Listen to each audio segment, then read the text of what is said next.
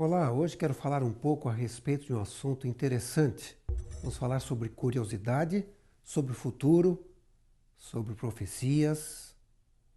Eu não sei se você percebeu, mas crianças são bastante curiosas. Às vezes, se você tem uma cerca, um muro, eles vão com certeza procurar ver o que tem do outro lado. Alguns até são curiosos demais, né? Como esse aí da ilustração. Mas certamente existem pessoas que dizem que podem descobrir o seu futuro através da leitura das mãos. Já viram esse tipo de gente? Eu me lembro que às vezes eu passava ali no centro de São Paulo e havia algumas pessoas que ficavam ali dizendo que podiam ler as mãos. Aí alguém oferecia a mão e a pessoa olhava e começava a dizer coisas tipo assim: olhe, se era para uma moça, você vai casar com um homem muito inteligente. E a moça dizia: conta mais, conta mais. Olha, vão ter 3 filhos lindíssimos. Conta mais, conta mais. O seu esposo é um empresário de muito sucesso. Conta mais, conta mais. Bom, isso era quando a coisa era boa. Porque quando a coisa era ruim, era mais ou menos assim. Nossa, o que é isso que a senhora está vendo aí? Doença, tristeza. Eu nem acredito nessas coisas, dando a mão para essa mulher ler para mim, né? A gente só acredita, ou as pessoas só acreditam quando a coisa é boa. Mas as pessoas querem saber o futuro. Na verdade, a Bíblia diz o seguinte, em 1 Timóteo 4, verso 1. Ora, o Espírito afirma expressamente que nos últimos tempos alguns apostatarão da fé por obedecerem a espíritos enganadores e ensinos de demônios. Está em 1 Timóteo capítulo 4, verso 1. Você percebe que há uma advertência aqui, porque as pessoas hoje querem saber o futuro. Eu estava pesquisando na internet e tentando visualizar quantas pessoas procuram horóscopo. E eu percebi que tem um interesse muito grande. Vejam só, ao digitar a palavra horóscopo no Google, mais de 60 milhões de resultados em 12 segundos. Ou seja, muita gente interessada em saber o futuro. Aí eu decidi tentar a palavra profecia. E olha só, 11 milhões e meio de resultados. Muita gente pesquisando a respeito de horóscopo, pesquisando a respeito de profecia, querendo saber o que nos reserva o futuro. Também descobri algumas empresas que vendem horóscopos para o seu website. Olha o que dizia um deles, uma dessas publicidades. Eles diziam assim: todos os grandes jornais e revistas têm horóscopo. Por que o seu não teria? O horóscopo é uma maneira efetiva de atrair leitores, porque eles passam a visitar regularmente o seu site em busca do horóscopo deles. Quem não quer saber sobre o amanhã? Coloque um horóscopo no seu site. Quem não quer saber sobre o amanhã? E eles têm assim horóscopo para todo tipo de pessoa. Tem alguns assim mais esotérico, um outro para criança, um outro para quem gosta de desenhinhos. É horóscopo para todo tipo. E você acredita mesmo que eles sabem o seu futuro? Que eles conseguem dizer o que vai acontecer no dia seguinte ou mesmo nas próximas horas? Tem gente que acredita nisso, não é verdade?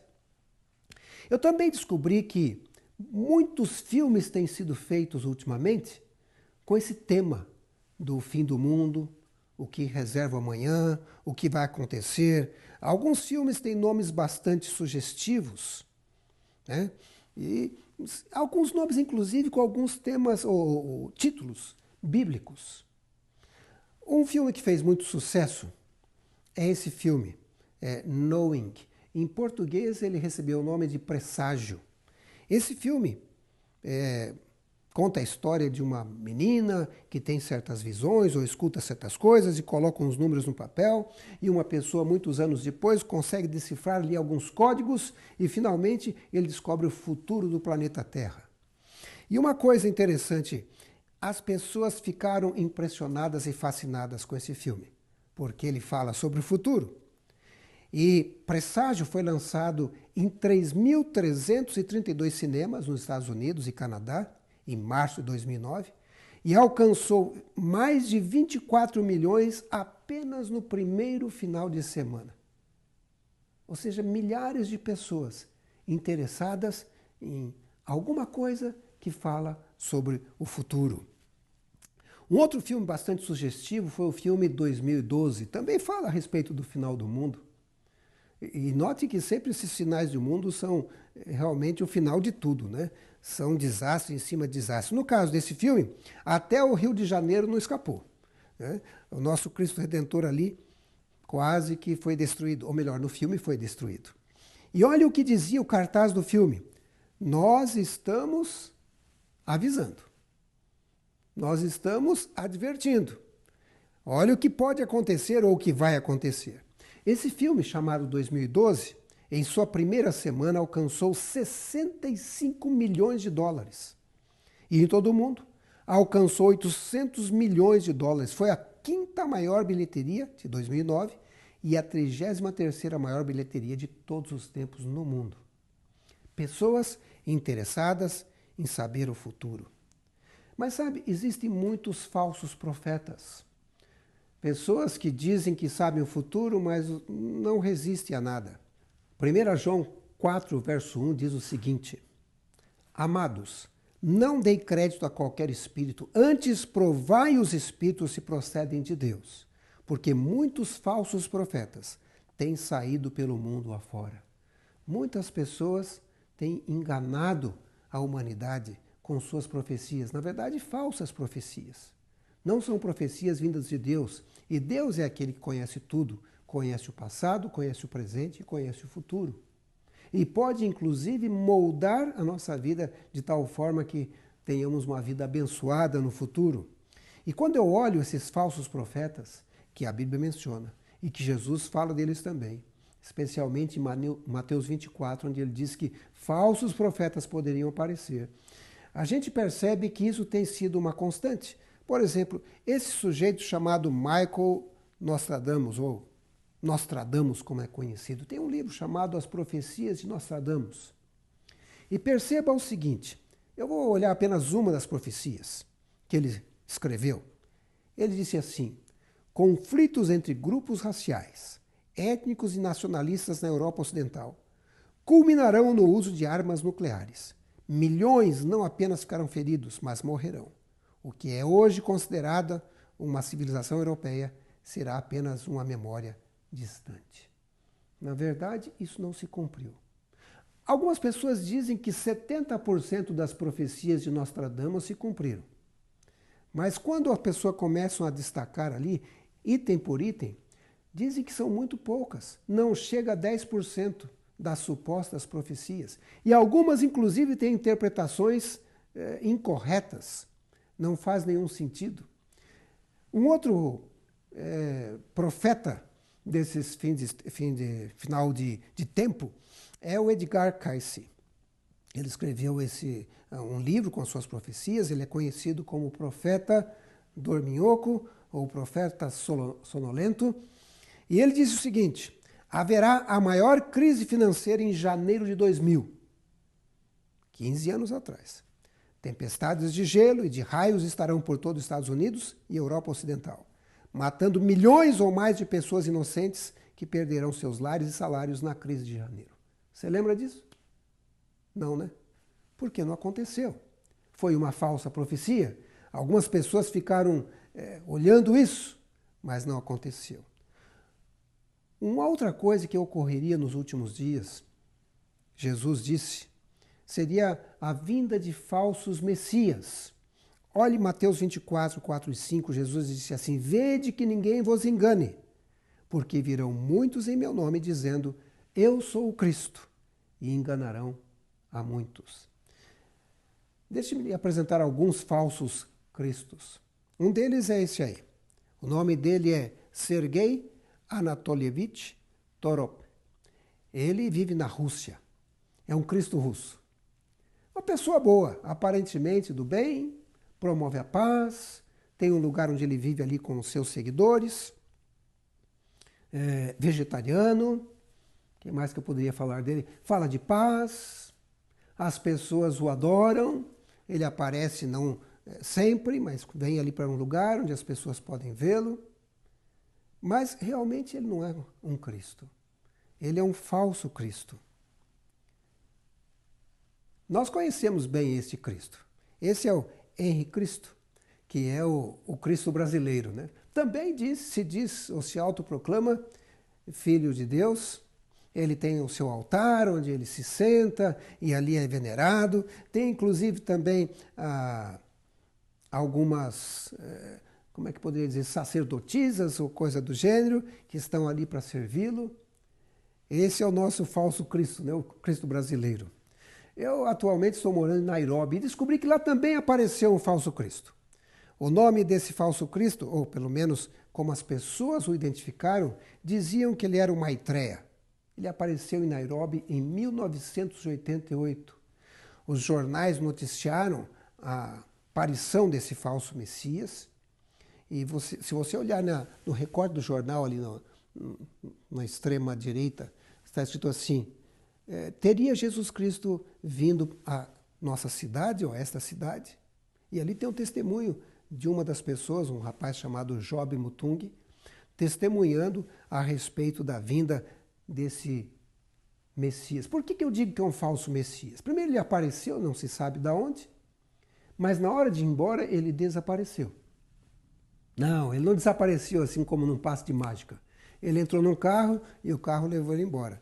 E ninguém mais ouviu. Ou seja, não é bem o tipo de Cristo que esperamos. Ou o verdadeiro Jesus Cristo. A maneira de agir não seria essa. Mas ele impressionou muitas pessoas. Falando de falsos profetas, olhe que história interessante, a história de Joanna Southcott. Ela viveu na Inglaterra. Essa mulher, ela em 1791, ela começou a ter algumas visões, dizia ela.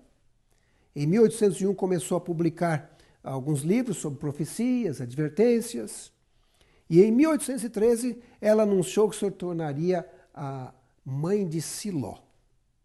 E ela disse mais, ela falou assim: eu sou a mulher descrita em Apocalipse, no capítulo 12. Aquela mulher vestida da luz do sol, tendo a lua sobre os seus pés, uma coroa de 12 estrelas na cabeça.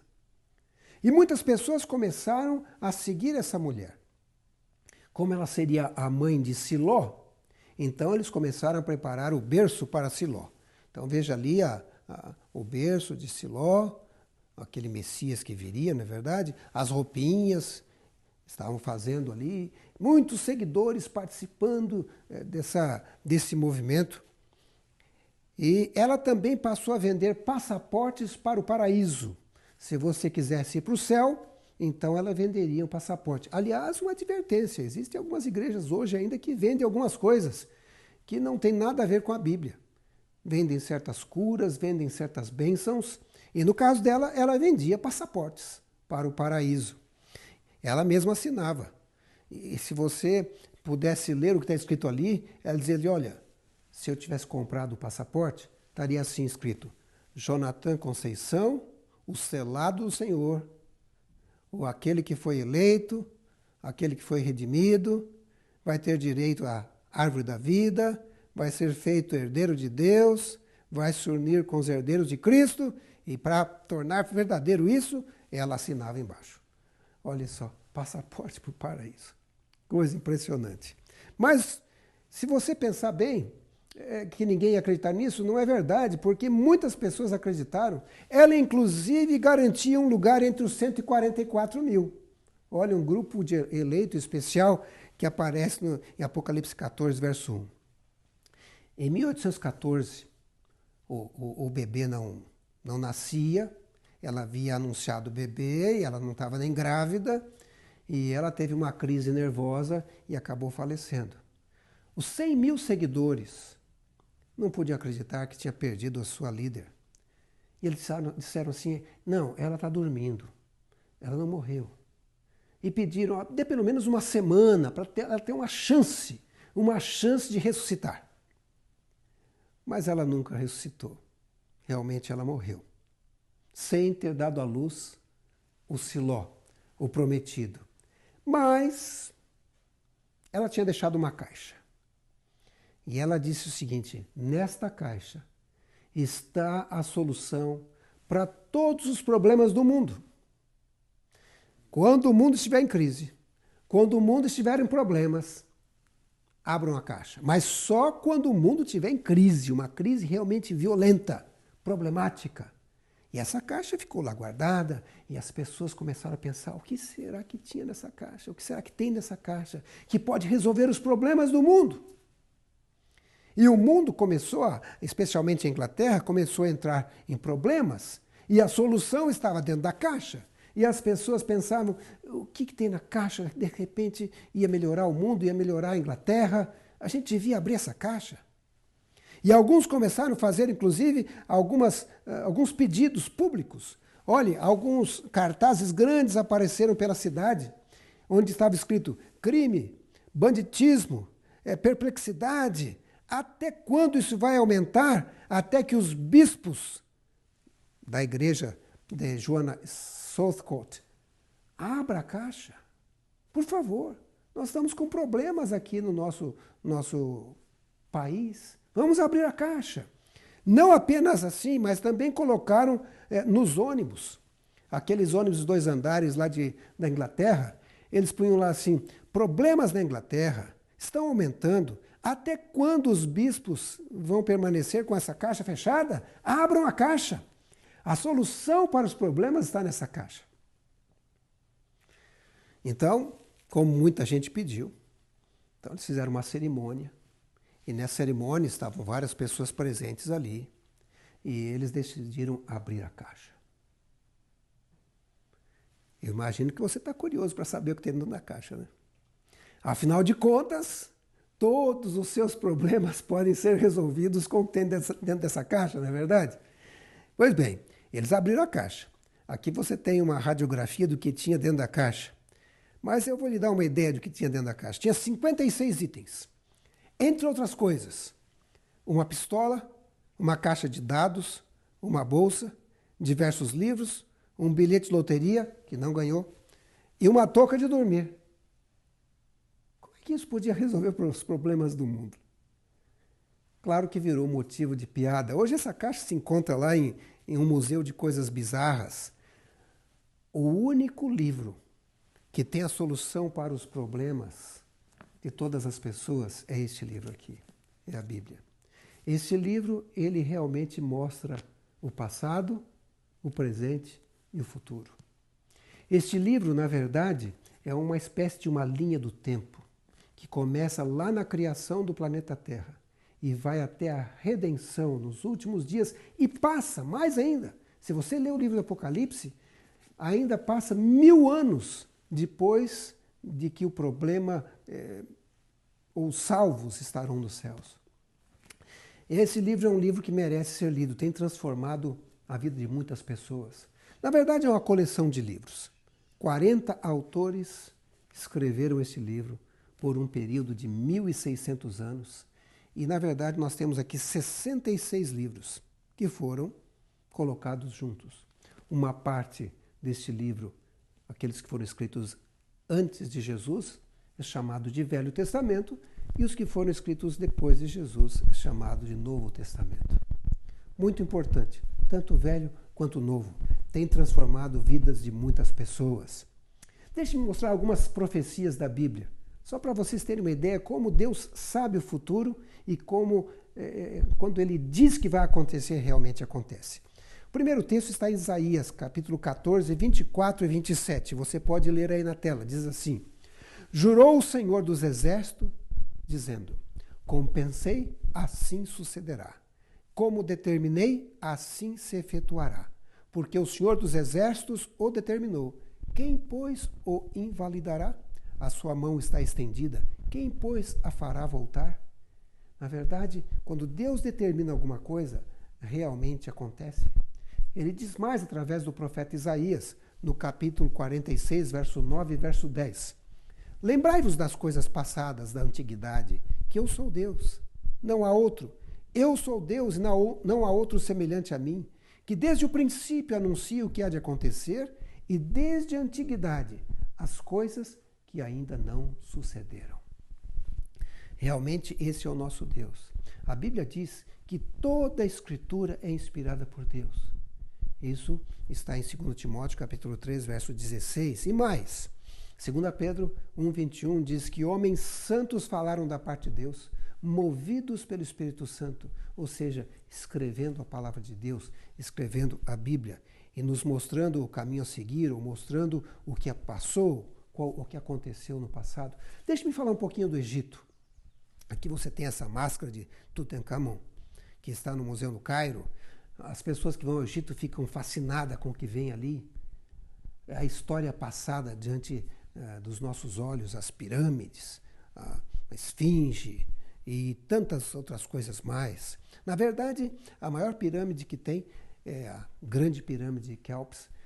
Você tem ali 137 metros de altura, cerca de 48 andares, 52 mil metros quadrados, 2,3 milhões de blocos de pedra, pesando de 1,5 a 3 toneladas cada uma, 120 mil trabalhadores e mais de 20 anos para serem construídas.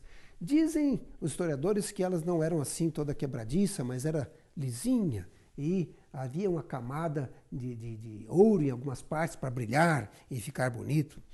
A verdade é que hoje nós temos ali as ruínas no deserto e milhões de turistas visitam esse local.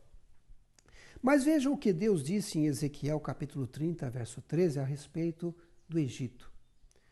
Assim diz o Senhor Deus: também destruirei os ídolos e darei cabo das imagens em Mênfis. Já não haverá príncipe na terra do Egito, onde implantarei o terror. Isso foi o que Deus disse. Ele disse mais, Ezequiel 30, verso 19: assim executarei juízo no Egito, e saberão que eu sou o Senhor. E realmente isso aconteceu.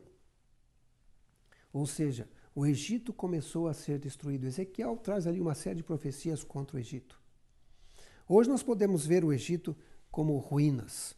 Você tem uma ideia do que aconteceu, como eram aquelas cidades, como era cheio de vida, como era um país poderoso. Ninguém podia imaginar naquela época que o Egito seria completamente destruído. E hoje, quando você busca na literatura, especialmente nesse livro escrito por Amélia Edwards, um livro chamado 1000 Milhas Nilo Acima, ali diz o seguinte: isso é tudo o que resta de Mênfis, a mais antiga das cidades. Um monte de escombros, uma dúzia ou mais de estátuas quebradas e um nome. Onde estão as imponentes ruínas que ainda na Idade Média se estendiam por um espaço de meio dia de caminhada em cada direção? Alguém dificilmente acreditaria que uma grande cidade existiu nesse local, ou entenderia como teria sido apagada tão completamente. E na realidade, foi o que aconteceu, porque Deus havia dito que ocorreria. Um outro local é a cidade de Tiro. Também existem algumas profecias. Tiro é uma cidade que hoje está no Líbano. Ezequiel 26, capítulo 3 a 5, o próprio Deus disse assim: assim diz o Senhor Deus: eis que estou contra ti, ó Tiro, e farei subir contra ti muitas nações, como faz o mar subir as suas ondas. Elas destruirão os muros de Tiro e deitarão abaixo as tuas torres. E eu varrerei o seu pó, farei dela penha descalvada no meio do mar. Virá a ser um enxugador de redes, porque eu o anunciei, diz o Senhor Deus, e ela servirá de despojo para as nações. O que mais que ele diz a respeito de Tiro? Roubarão as tuas riquezas, saquearão as tuas mercadorias, derribarão os teus muros e arrasarão as tuas casas preciosas. As tuas pedras, as tuas madeiras e o teu pó lançarão no meio das águas. Farei de ti uma penha descalvada. Virás a ser um enxugador de redes, jamais serás edificada, porque eu, o Senhor, o falei, diz o Senhor Deus. Ezequiel 26, 12 e 14. Notem que a profecia dizia que Tiro seria completamente destruída. O que mais? Que o seu lugar ficaria liso como uma rocha e o lugar seria usado para os pescadores enxugarem as redes. O que mais que diz aí? Seus destruidores jogariam suas ruínas no mar. O que mais que nós temos aí? Ninguém deveria reconstruir a antiga e orgulhosa cidade. E hoje, quando você vai lá, você pode ver as ruínas da cidade de Tiro. Aquela cidade, outrora, um lugar de muito comércio, muitas pessoas passavam por ali e agora é destruída. Mas a profecia dizia que a cidade seria destruída, mas viraria um local para enxugar redes, né? E se você olhar, por exemplo, um mapa antigo, um desenho antigo, a primeira destruição da cidade velha de Tiro, que era por aqui, né, no continente, mudou-se para a ilha. E nessa ilha eles fizeram uma fortaleza. E quando Alexandre o Grande chegou para tentar conquistar Tiro, era muito difícil. Ele tentou com navios, com tudo, mas não tinha condição. O que ele fez? Ele começou a escavar a velha cidade, as rochas e tudo mais, e começou a jogar no mar, e criando assim uma ponte. E essa ponte se aproximando da ilha. Ao tirar tudo do continente, ele acabou com a cidade ficou lisa como uma rocha, e realmente não tinha mais nada lá, e só servia para os pescadores levarem mais tarde as suas redes para serem enxugadas naquele local. Hoje, quando você olha o mapa visto do satélite, ainda é possível notar que a ponte que Alexandre fez, obviamente, com o passar do tempo, a ilha quase que se juntou ao continente, mas a cidade hoje só existem ruínas. Ela foi destruída. E com isso a profecia se cumpriu completamente. Uma outra profecia da Bíblia diz a respeito de Petra, a antiga Edom. Hoje Petra é uma cidade que fica na Jordânia e muitas pessoas visitam e é conhecida, mas o texto da Bíblia dizia o seguinte: você pode ver que é uma cidade com várias... havia muita gente vivendo nesse lugar. Inclusive havia ali um teatro, né? Teatro, muita gente, imagine isso lotado de gente gritando ali, ou túmulos, ruas, era uma cidade viva. Mas a profecia da Bíblia, em Isaías capítulo 34, 10, diz: de geração em geração será assolada e para todo sempre ninguém passará por ela. Na verdade, se você ler toda a profecia ali em Isaías 34, vai perceber que seria um local que só os animais estariam ali, naquela cidade. Isso se cumpriu à risca. Hoje os turistas vão para lá durante o dia, os beduínos levam os turistas, mas depois voltam para a cidade, uma outra cidade fora dessa região. Ou seja, a Bíblia dizendo que ocorreria a essas cidades e as coisas se cumprindo à risca.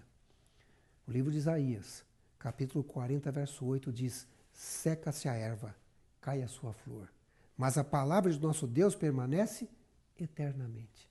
A Bíblia Sagrada, o que ela fala, realmente tem sido comprovado. É por isso que é um livro que, nesses séculos ou milênios, tem sido um livro muito especial. É o livro mais vendido, é o livro mais lido, é o livro mais traduzido. Milhões de pessoas leem a Bíblia diariamente por todo o mundo. Milhões de pessoas têm tido suas vidas transformadas. E existem algumas promessas na Bíblia que são muito importantes. Uma delas é a respeito da segunda vinda de Jesus Cristo. E através das profecias da Bíblia, nós podemos estar seguros que esse evento vai ocorrer. No Novo Testamento, nós temos ali centenas de citações, ou de promessas ou profecias, que apontam para a segunda vinda de Jesus. E esse tem sido o anseio. Jesus prometeu aos discípulos e a nós, através da palavra de Deus, em João 14, verso 3, voltarei e vos receberei para mim mesmo, para que onde eu estou, estejais vós também. Portanto, eu sugiro a você que leia a Bíblia, porque na Bíblia nós temos uma linha de tempo que mostra o que aconteceu no passado, o que está acontecendo hoje e o que vai acontecer no futuro. Essa é a linha do tempo que vai do Gênesis até o Apocalipse. E você consegue visualizar o tempo que você está vivendo. Porque profecia é a história escrita antecipadamente. Você fica sabendo o que vai acontecer antes de acontecer. Eu não sei quanto a você, mas quanto a mim, eu estou muito feliz com a palavra de Deus, leio todo dia. E a grande esperança é de ver essa profecia da segunda volta de Jesus se cumprir o mais rápido possível. Se você ainda não tem essa esperança, ou se você tem essa esperança e ainda não está decidido a se preparar para ela, tome essa decisão hoje. Fique ao lado de Jesus. Tome a sua Bíblia. Fique sabendo o que aconteceu no passado, o que está acontecendo hoje e o que reserva para nós o futuro. Existe esperança para o futuro. Que Deus abençoe você.